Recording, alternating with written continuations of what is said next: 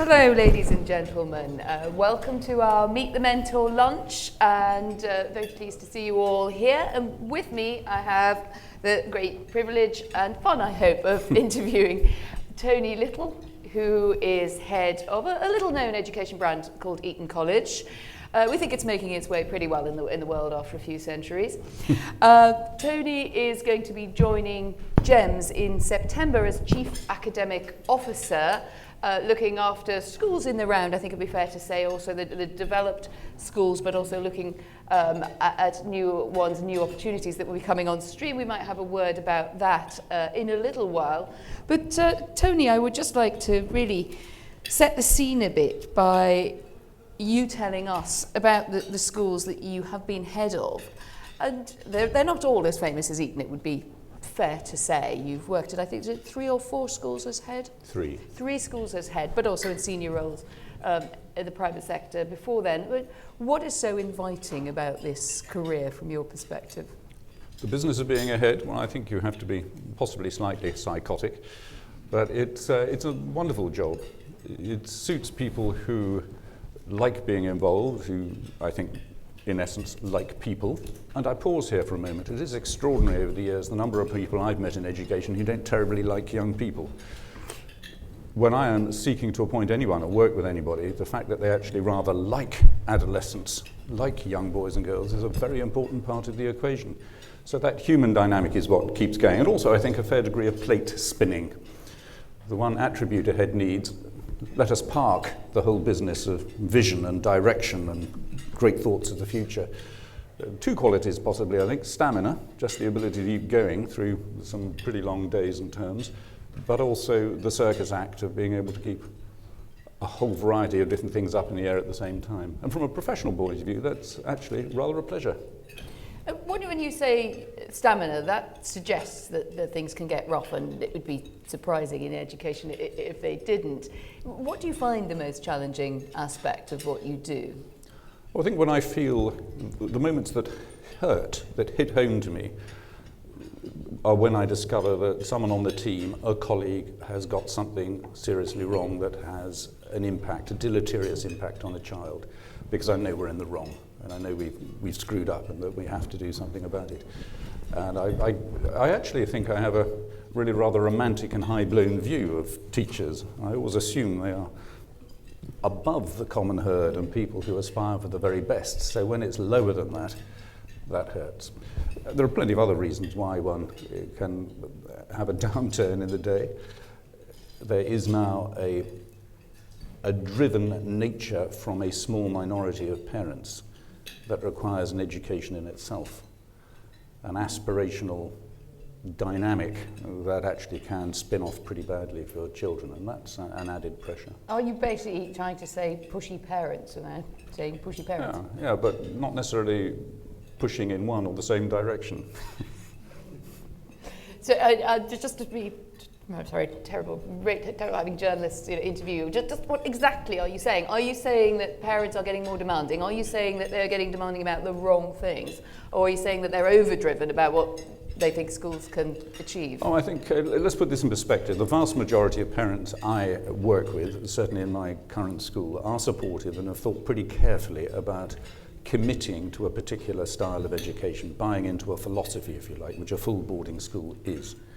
And that doesn't suit every child or every family. So in the main, the people I'm dealing with are people who are on side. But it is still the case in my school, in a small minority, and in other schools with which I deal, very different types of schools, that you come across parents who have a very specific agenda living the life of their child.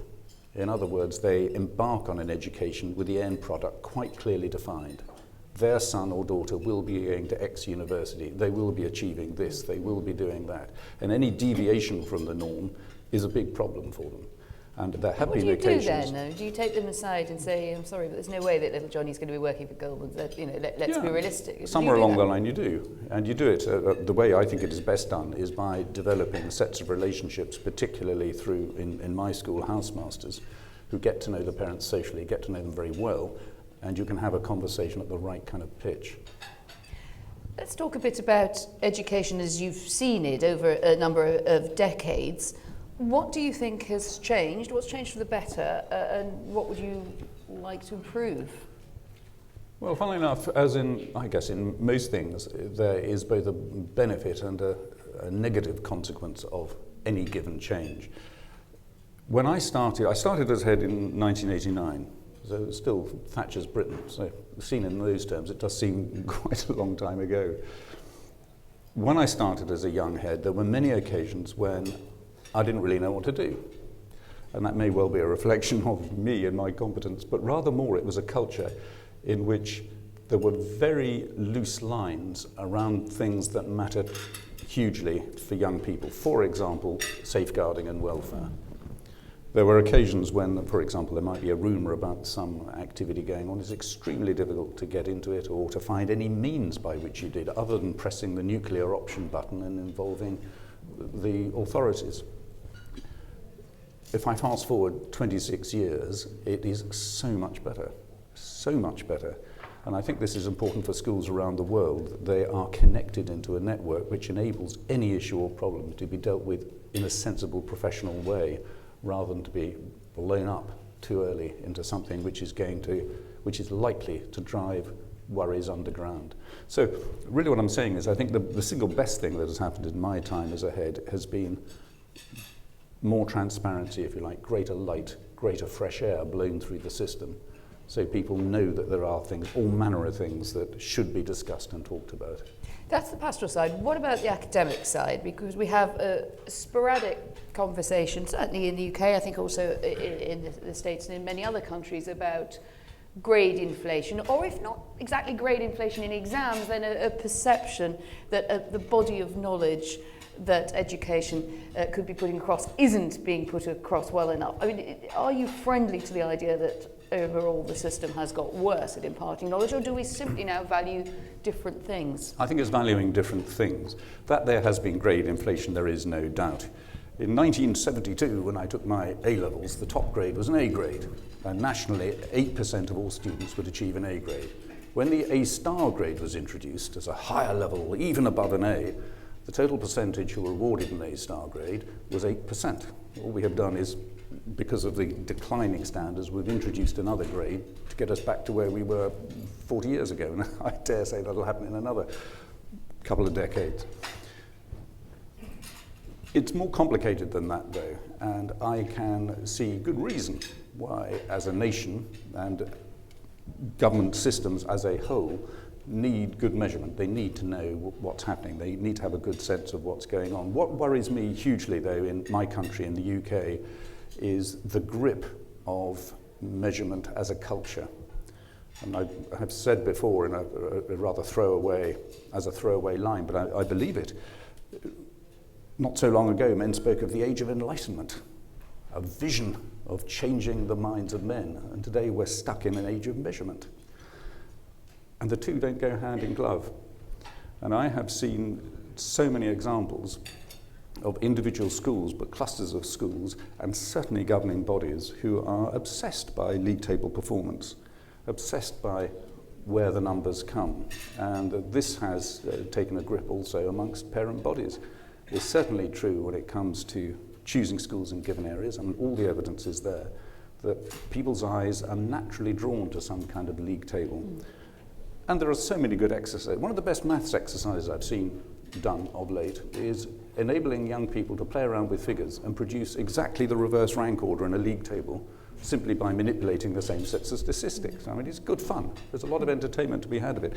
And that's fine, as long as we don't take it as gospel or indeed as anything of peculiar significance. It's a bit ambivalent in my school. You know, in 13 years... I was going to ask about that, because Eton can't really turn up one year and say, do you know what, we enlightened them, but the results are pretty crap, actually. No. You know, I mean, that just can't, it can't happen. No, so you're quite right. What's the balance there? But there is an ambivalence.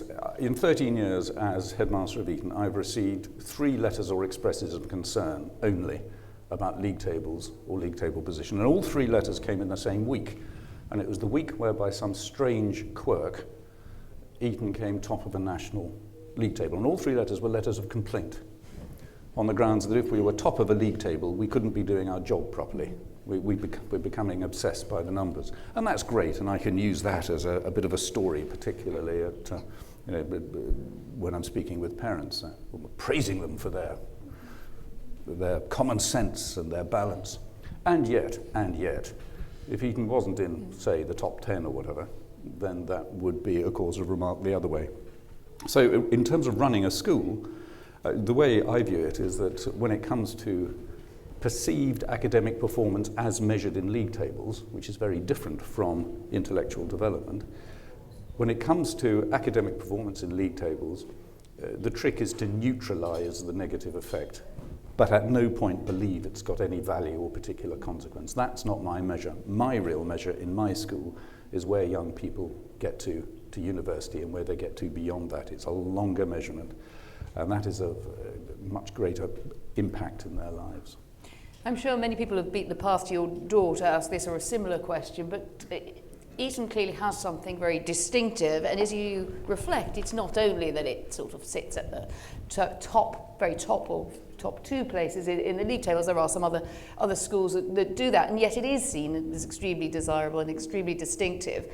Is there something that can be bottled or replicated from Eton, or is it just sui generis, this strange place out in Slough that just happens to have this amazing history and track record in British public life? Well, the answer is yes and no. Oh, that's always which bit's yes, which bit's no? Well, the aspects of what Eton does can be replicated, and one of the ways I know this is because we have a number of relationships in the state sector. For example, there are 7 schools in the Slough area with which we have a partnership arrangement, and some of the habits of mind or the way we go about encouraging young people to think have been looked at, taken away, repackaged and used in a completely different environment, in a non-selective comprehensive school in quite a tough area. So you can make certain things work. Can you nail that down for me? I mean, example, what you took away from Eton and brought into that environment? For example, there's a tradition at Eton, which I think is great, of inviting society speakers to come in about all manner of things in the evening. And being a boarding school, one of the prime times for business is 9:15 until 10 o'clock in the evening. It's a really well-worked system. Last year, for example, there were over 260 speakers who came in on different evenings. There's often 2 or 3 on the same night. Now, that's not a particular remark. What is of remark is the fact the entire thing is organised by 17-year-olds. There are no teachers involved in this. So the invitation, the arrangements, the organising of the event, the venue, arranging for supper, transport if necessary, all the thank yous and so on, the managing of the Q&A is all done by teenagers. So they get used to this being normal. And that's an extraordinarily empowering thing. You don't think twice about inviting a distinguished journalist or a politician into the school. You just do it. Now, trying to find a way to replicate that in a day school which doesn't have the same kind of academic buy-in is challenging, but it can be done. And there's a comprehensive school near Leicester which has done this, with which we have a link, has done this particularly well by defining groups, actually creating a club, if you like, of students who are introduced to this idea and who have begun doing exactly that kind of thing. I mean, there are many examples, but that's a specific case. But back to your point, I think there is part of the Eton experience which is sui generis, and it's simply the fact that it's been around for 575 years on the same site.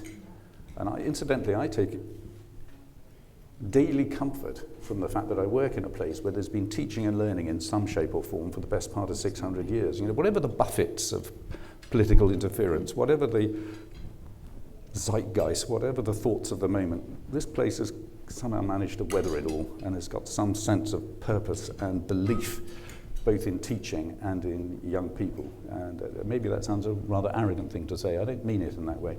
It's just, it feels rooted, and I think that's quite hard simply to bottle and plonk down in a new school somewhere. Yes, there's very little that hasn't happened before in nearly 6 centuries, is there? Well, yeah. You touched there on the partnerships with state schools, and I think there's two things going on, aren't there, really? Was a big policy push, certainly in the UK, in terms of getting, sort of making the private sector sweat a bit and sort of trying to get it to do more, to step out of the shell in order to justify various tax breaks that come with this status. But more broadly, and this perhaps will be relevant to your next incarnation at GEMS, there is a feeling, if we look around the world, that the problems of inequality have risen up the agenda. Something that used to be a concern of the left is now, I think, much more evenly spread as a concern across the political spectrum. And private education obviously plays into that. It gives opportunity to some, not necessarily to others. So, I mean, how do you see that balance of what private schools should be doing? How much should they be feeling obliged, and how much should they just be doing things because they're interesting or because they feel that they can make a contribution? I believe every independent school has a moral obligation to be connected with the schools that are around it, to be part of a national story of education. And I would like to think that all independent schools, private schools, would do so because it's a good thing to do. That's unlikely universally to be the case, so there needs to be some teeth. And I am singularly unfussed that in the UK there are now some teeth around the Charity Commission. In other words, there is an expectation that private schools will have to do something in order to justify various tax breaks that they get. And that seems to me actually a good thing. I don't quibble with that at all. How that is expressed, how it's articulated, is a different thing. And I'll give you an example. Sometimes there is a belief in government circles that there's an instant panacea. You can suddenly sprinkle some stardust on a school or a system and everything will change. And it really doesn't work that way. A few years ago, there was quite a lot of pressure on schools like mine and others, in effect, to take over a failing state school in the inner city somewhere. And I strongly resisted that. And I resisted it for good reason. We at Eton wouldn't know what to do. The skill set of my teachers, of my people who create, I think, a very good boys' boarding school, are not the same skills that you need to deal in dramatically different circumstances. What we can do and should do, however, is apply our expertise in a focused way where it can really count. So, for example, we have been behind the opening of the first new state-run boarding school for boys and girls for a generation. Why? Because we know something about boarding. We know how to make it work. Similarly, we have been together with some other private schools in setting up a new state school in the East End of London for 16 to 18-year-olds, which is focused on academic excellence with a view to getting young people into the top universities, the so-called Russell Group. And we do that because we know about sixth forms and we know about academic selection and we know how to push young people on. And that's had an astonishing success story in its first iteration, its first set of exam results. And here's something I think quite shaming, both shaming but also illustrative of what private schools can do for the good.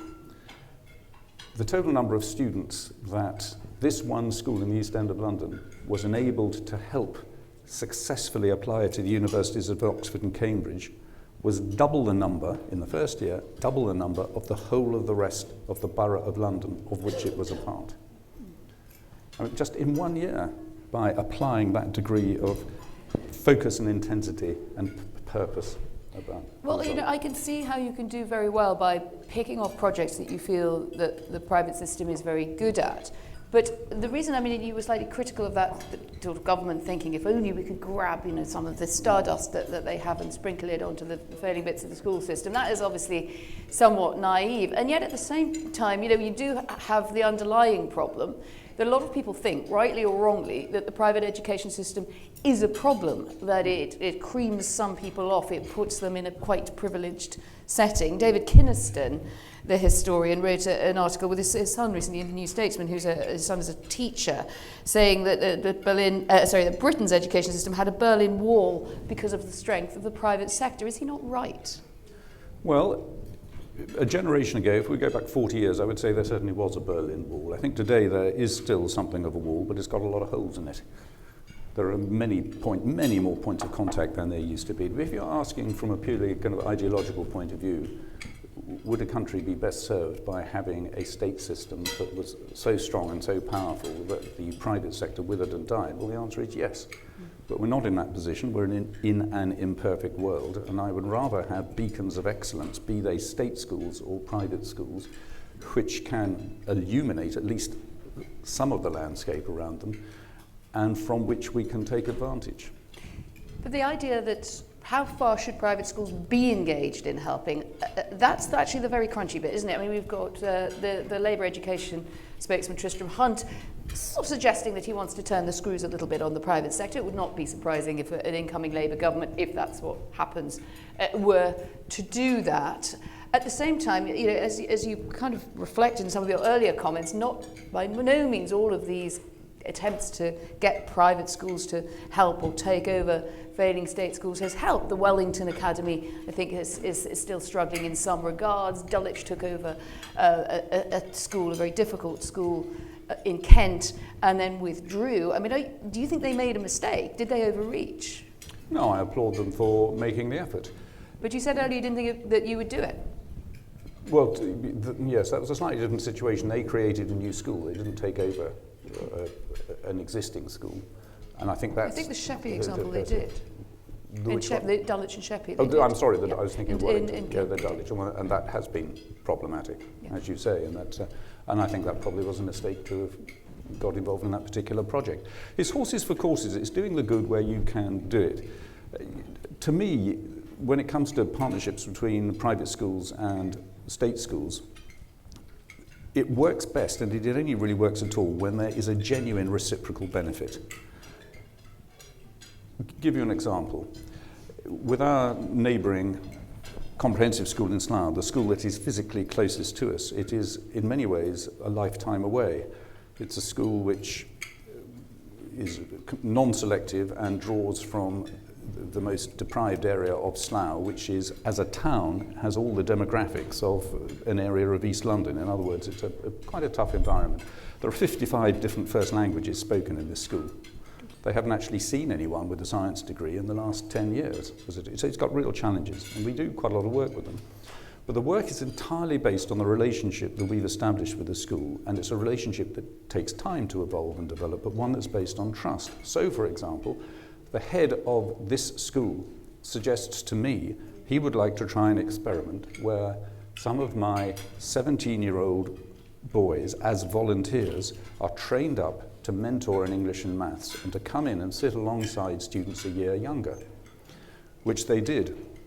Now, the results were transformative, dramatic, from somewhere just under 30% on the particular measure being used to over 70% in 2 years.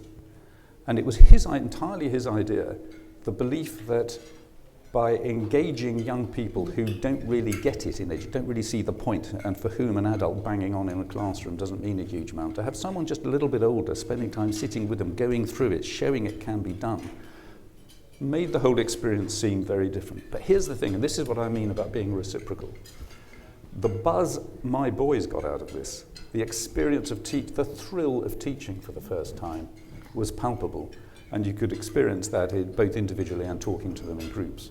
Now, there's an interesting footnote to this. In one or two cases, the fact that these 17-year-olds have been inspired to the point they were thinking about a career in teaching did not meet with universal pleasure from some of their parents. But that's another story. Be careful what you wish for, right? Your phrase there, "my boys," just struck an interesting chord. I mean, you've spoken about the need to prepare young people for a changing world, in a world of collaboration. Is it the best way to prepare them for a world in which they will collaborate somewhat with women, not only for the historic purpose, to teach them separately, or do you see any traction in co-ed education? Well, my previous school was Coed, of which I was a head, so I've run schools that are fully co-educational and fully single-sex. I have quite a strong view in this sense that it should be one or the other. There is a strange habit in the UK of having hybrids, boys' schools with girls only in the sixth form, for example, and I don't think, for a variety of reasons, that really Why doesn't works. that work? Because you're creating tensions that don't need to be there. And in my experience, and I've run a school like that whilst for some students it's fine, it's a wonderful experience, the casualty rate's pretty high. People finding it very difficult to adjust, particularly people coming new into that situation. But I'm not an apologist for co-ed or single sex particularly. There are so many other things that define what a good school is. On the plus side, I surprised myself, having run a co-ed school, that was pretty much my default position. It was a very good school, really rather a happy school. Boys and girls got on well with each other. So I was coming expecting, I suppose on one level at least, to come back to barracks in a boys' school. And I've been surprised by things that weren't as I expected at all. Here's an interesting counterintuitive thought. The status of sport, organised team sport like rugby, was far higher in a co-ed school than in my boys' school. So on a Saturday afternoon at my co-ed school, there'd be hundreds of people watching the first 15, many of them girls. In my all-boys school, very few. Why? Because the boys are off doing other things. Why would you bother to go and watch someone else playing the game? I'm not particularly swung by the evidence, so-called, from particularly single-sex girls' schools that academic performance is notably higher. I don't think there is any particularly strong proof there. What does strike me, however, is that in a single-sex environment, particularly age of 13, 14, 15, there is an opportunity for both boys and girls to be themselves for longer, if you like, to be boyish for longer, or just to be young girls. And one of the real challenges we face as parents and as particularly in schools, and this has accelerated in the last few years, is the growing apparent sophistication of children at a younger age. The need, even at the age of 9 now, to have pretty graphic sex education because of the pressures being visited on young girls, particularly at the age of 11 and upwards.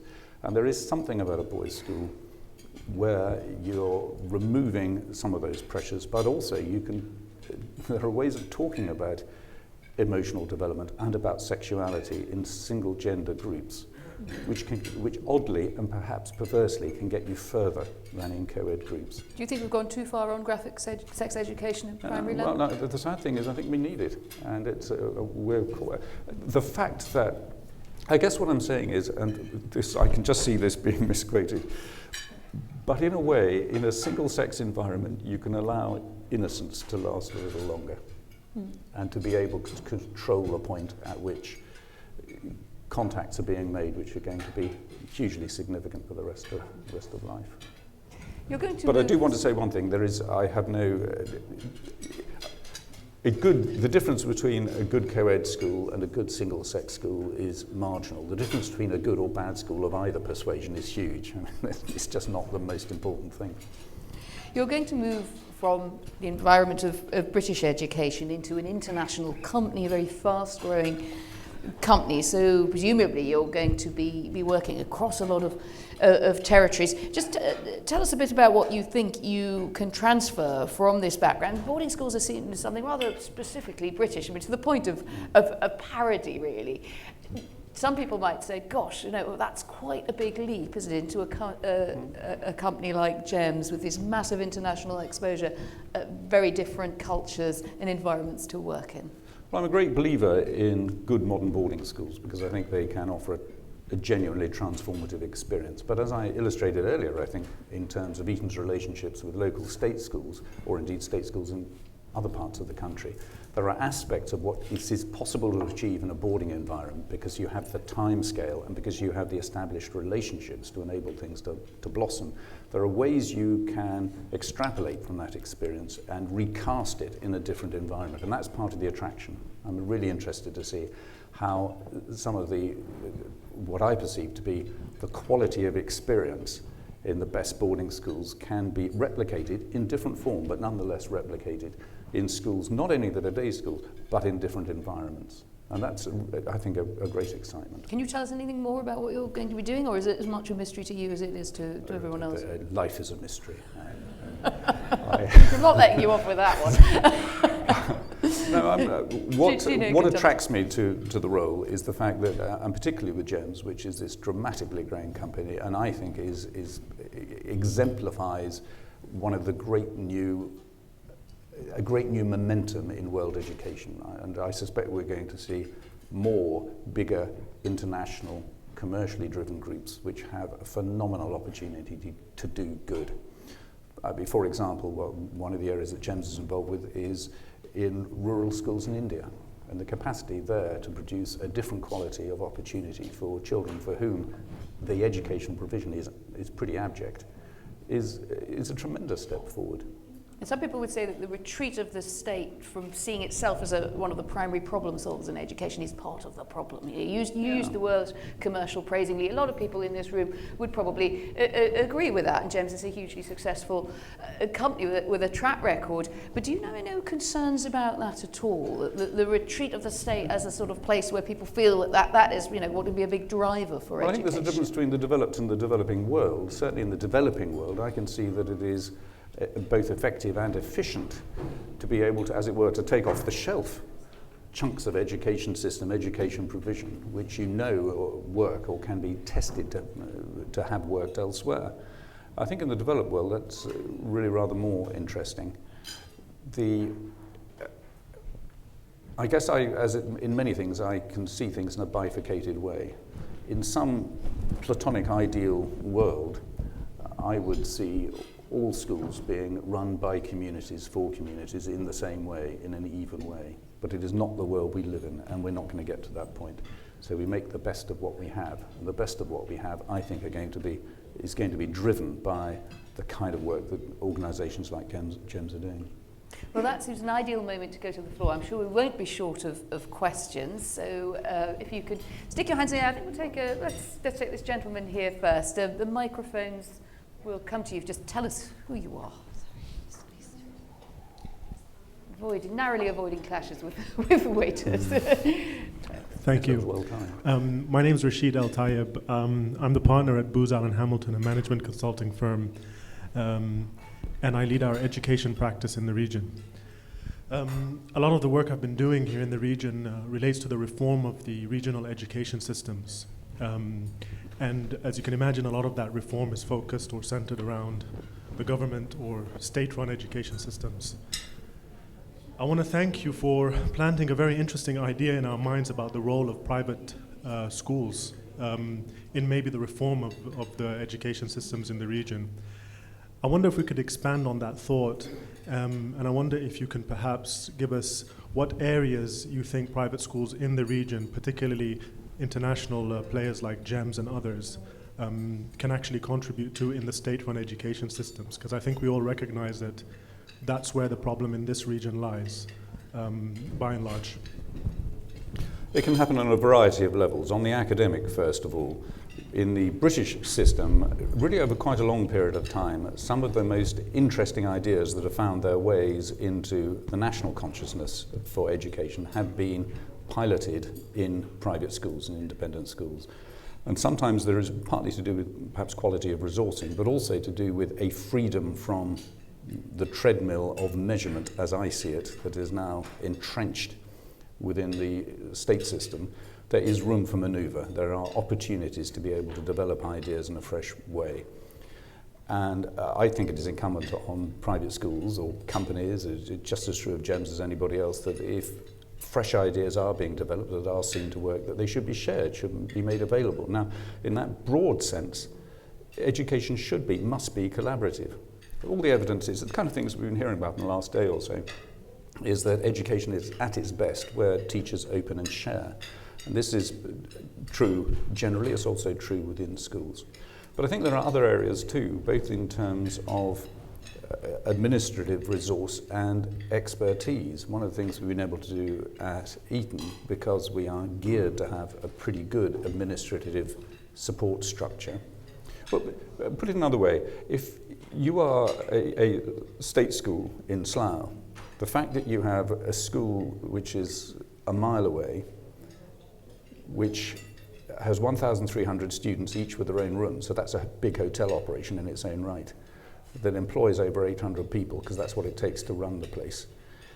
The infrastructure in that school, the level of experience on all kinds of matters, from building to legal or whatever, is available, and that can be drawn upon by other folk.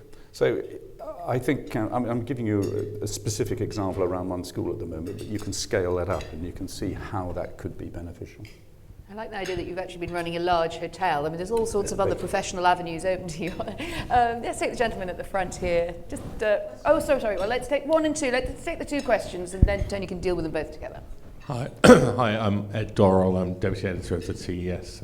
Hello, Tony. I just wondering if you could give us an update on the plans you revealed a couple of years ago to take Eton Needsblind. Whether there was anything nearer to a time scale, and whether you thought it was a model that other independent schools should adopt as well. Thank you, Ed. It's, the phrase Needsblind may not be known to everybody. It's an American phrase, and it comes from the likes of Harvard.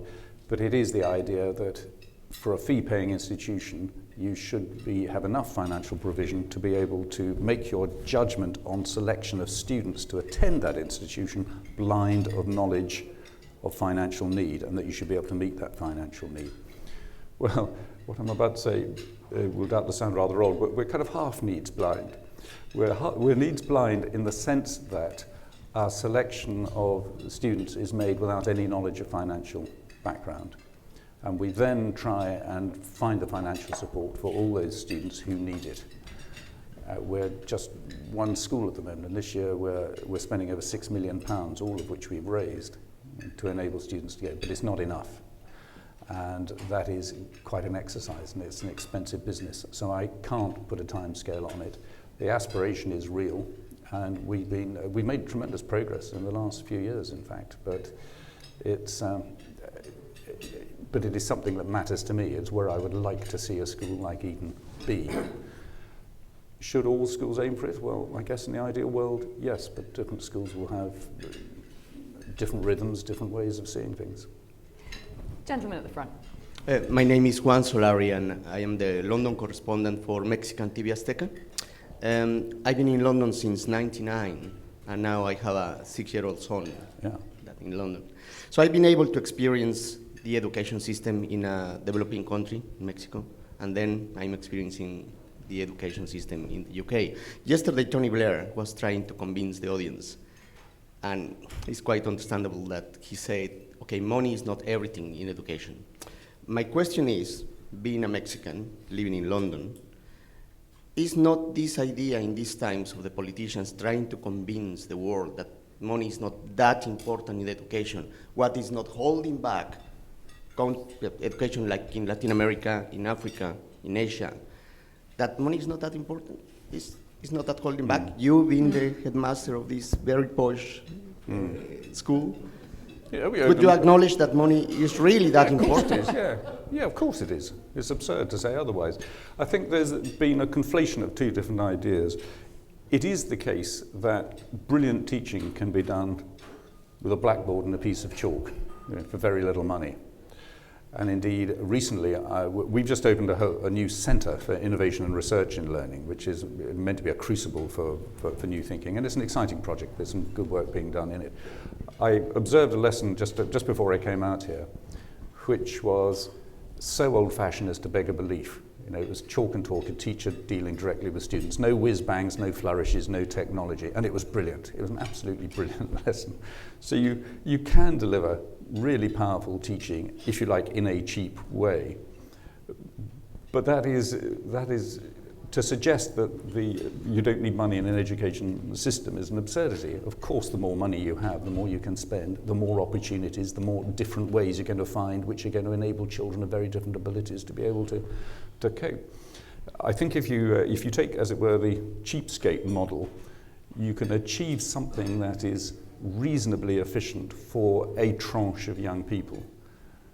But it takes money to be able to provide for students of widely differing abilities. Sorry, very quickly, how you are linking with these state schools? Have you got scholarships in that school to bring? Well, they can do. We run scholarships anyway, so for any students. So the students from our partner schools are certainly able to apply if they wish. Yeah. Anyone else? Yes. Yes. Hi, thank you. I'm Ehsan Fazel from our own high school, Alwarqa, and first of all, I'd like to beg your forgiveness for having my back to you for a part of I the will lunch. forgive you. I tried. Okay, my question is that I'm sure as headmaster of such a great school, college, Eton College, across the years, you must have had experiences where you interacted with jubilant or discontent people.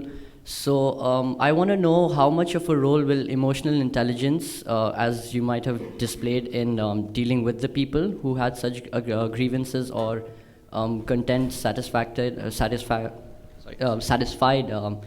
opinions to deliver. I want to know how will that emotional intelligence that you gathered over the years affect your new role in the GEMS Foundation, which is one of the world's largest growing companies, and it's growing at a rocket speed.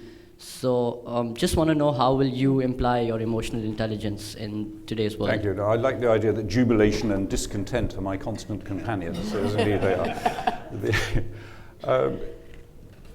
The real point and purpose, once you strip everything else away, the real point and purpose of a school, it seems to me, is to enable young people to learn to be part of the tribe, to be useful citizens. If we fast forward 10 years, there is an argument that schools will be redundant. There's going to be so much that's technologically available that the business of physically having to turn up in a school is going to be made pointless. If you believe that academic attainment is the be-all and end-all of schools, I guess that's an argument. I actually think it's some way down the list. The really important aspect of being in a human community of a school is to learn to be able to navigate human landscapes. And that does mean having strong emotional intelligence. I mean, it's way up there. And all the other things, in many ways, are means to an end. And that's why, to come back to the earlier point about money, that's why governments should be putting money into schools, because it's the most effective way to drive social interaction and to encourage a next generation to be the kind of purposeful citizens who are going to get things done. I also, from an individual point of view, it seems to me that the real nub of education is to enable every young person to have the confidence to be able to stand up for themselves, but crucially, and this is an indivisible equation, to stand up for a purpose greater than themselves. And if schools can create the environment in which those two things happen, and in which the interconnections, the way people deal with each other are secure and fruitful, then that's a job well done. That's what we should be aiming to do. It doesn't matter where the school is or in any part of the world. Thank you, sir. Yes, let's have a last round. We'll take a gentleman there and then, Rebecca over Thanks. here. My name is Fernando Reimers. I'm a professor at Harvard. In the city of Boston, where I live, a couple of years ago, a couple of young men, immigrants, planted a bomb in the marathon and caused a lot of harm. And the superintendent, and they both had attended high school in the Cambridge public schools. The superintendent, who's a good friend, went through a deep self-examination. What could we have done differently that would not have caused these kids to be so alienated, to engage in this kind of extreme oppositional behavior? And he concluded there was nothing we could have done differently than what we did. As I look at this small percentage of people who are very alienated around the world and who engage in extremist movements, I see that a greater proportion of them come from Europe rather than the US. Is this a subject of self-examination within the education policy community in the UK? Is there consensus on a theory on what it is that the education system could be doing differently, or is this an issue largely that has to be dealt with outside the schools? Can you just hold your thought on that, and I'll just take Rebecca Winthrop's question as well, and then you can answer them together. Hi, thanks. Yes, Rebecca Winthrop from the Brookings Institution. My comment is actually, or it's a question that builds a little bit on Fernando's question, which just now you talked about sort of that the academics of the school, academic achievement is really not the top of the list in terms of the purpose of schooling, and this idea of, in some ways, creating good citizens, both, kids who can stand up for themselves and a purpose greater for themselves. So this idea of global citizenship is one that is very au courant at the moment in the global education community, and I'm curious to just learn a little bit from you about how you do that. In detail, what is it that you do with your kids that, helps foster those competencies? Maybe I can take that one first, and then I'll come back to an extraordinarily vexed and interesting question. The way I see it, one seeks to model in any given school the types of relationship that you would wish to see outside school in later life. And I'm saying this because there is a temptation, certainly in the UK, whenever you have the next big issue or concern like global citizenship or leadership or interesting how many of these ideas end in the suffix ship, but they're seen as a bolt-on module. And you particularly see it in parts of the state sector in the UK. We've got a big worry. This year's worry is whatever it is, citizenship. So we're going to bang this into the curriculum, and and as a consequence, everyone's going to be a good citizen. And that seems to me a beautiful exemplification of how not to go about doing things. I'm a great believer in warp and weft, the notion of culture.